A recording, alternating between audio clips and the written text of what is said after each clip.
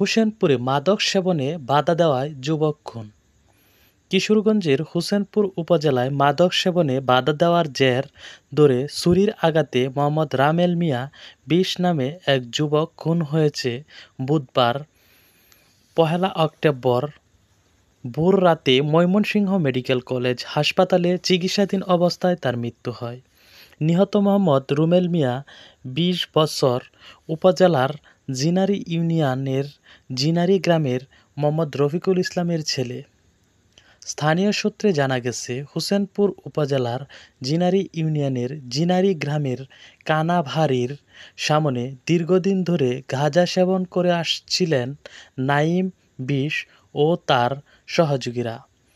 নাঈম তেঁতুলিয়া। বিসমিল্লাহির রহমানির রহিম। আমাদের জিনারি ইউনিয়নের সাবেক ১ নম্বর ওয়ার্ডে জিনারি রফিকুলের ছেলে রামেলকে হত্যা করা হয়েছে।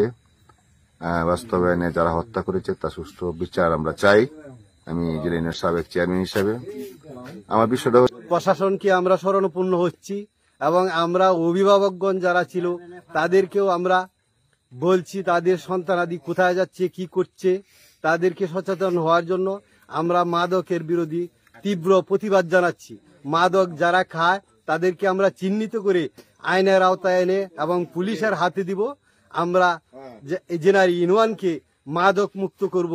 আজকে এই মাঠে সকলেই এই প্রতিশ্রুতিবদ্ধ হয়ে আমরা জেনারি ইউনিয়নকে সুন্দর পরিবেশ, সুন্দর ইউনিয়ন হিসাবে আমরা গড়ে তুলতে চাই। গ্রামের লাল মিয়ার ছেলে গাঁজা সেবন করা নিয়ে কয়েকদিন আগে রামেলের সঙ্গে নাঈম ও তার সহযোগীদের কথার কাটাকাটি হয়।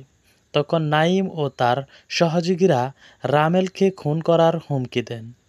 মঙ্গলবার ৩০ সেপ্টেম্বর সন্ধ্যার দিকে স্থানীয় মাঠে ক্রিকেট খেলা শেষে বাড়ি ফেরার পথে সাবেক ইউপি চেয়ারম্যান আব্দুর রহিমের বাড়ির পাশে নাঈম ও তার সহযোগীরা রামেলকে ছুরিকাঘাত করে পালিয়ে যায়। পরে রামেলের ডাক চিৎকারে স্থানীয় লোকজন ও পরিবারের সদস্যরা ঘটনাস্থলে আসেন। গুরুতর আহত অবস্থায় রামেলকে উদ্ধার করে পার্শ্ববর্তী গফরগাঁও উপজেলা স্বাস্থ্য কমপ্লেক্সে নেওয়া হয়। পরে সেখান থেকে উন্নত চিকিৎসার জন্য ময়মনসিংহ মেডিকেল কলেজ ও হাসপাতালে নিয়ে ভর্তি করা হয়।